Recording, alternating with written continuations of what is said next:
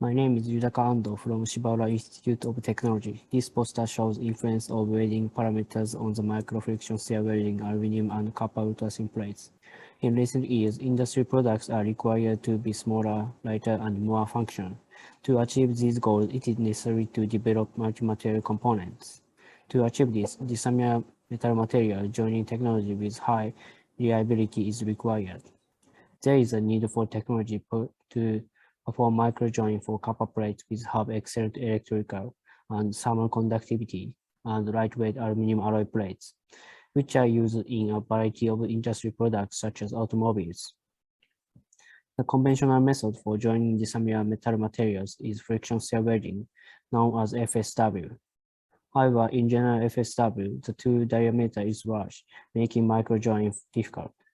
In addition, because a tool with a pin used for joining a hole called a keyhole form at the end of the joining process, which reduces the joining strength and requires a finishing work.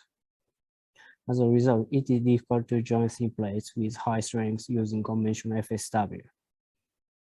Micropinless FSW friction stir welding, in which the strength tool is made extremely thin, is a method for joining thin plates with high strength.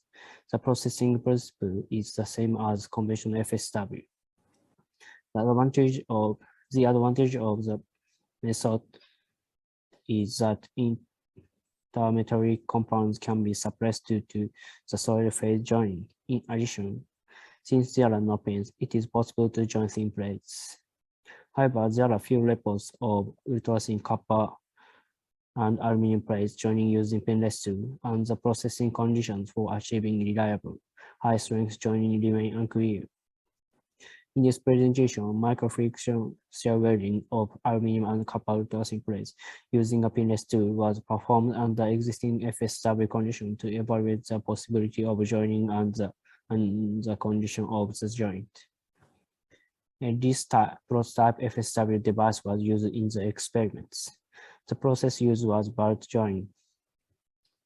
The materials used were tough pitch copper C1100 and Duralumene A2017. The size of the material is 20 mm wide, 5 mm, 15 mm long, and 0.5 mm thick. A stainless steel SUS 304 round bar with a diameter of 3 mm was used as a string tool. The processing conditions were determined in this table by referring to the conventional FSW condition. The result of joining and the various conditions are shown here.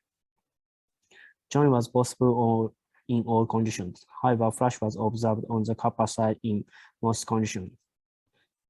Striated cracks were also observed at the interface. This is thought to be due to insufficient heat input resulting in poor plastic flow. The reason for the insufficient heat input was the high joining speed and the low processing force and rotation speed. Next, cross-sectional observation was conducted to observe the string states of the interface. The experiment conditions are shown here, and the result is shown in this figure. The interface remained cleared, and there was no string at all.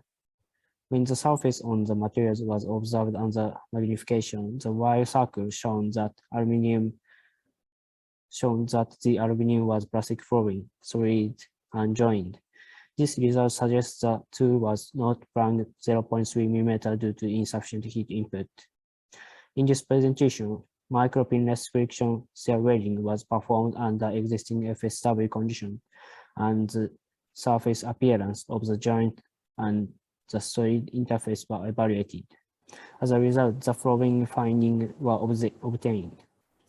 First, flash occurred and the interface was not sealed when joined under the existing conditions.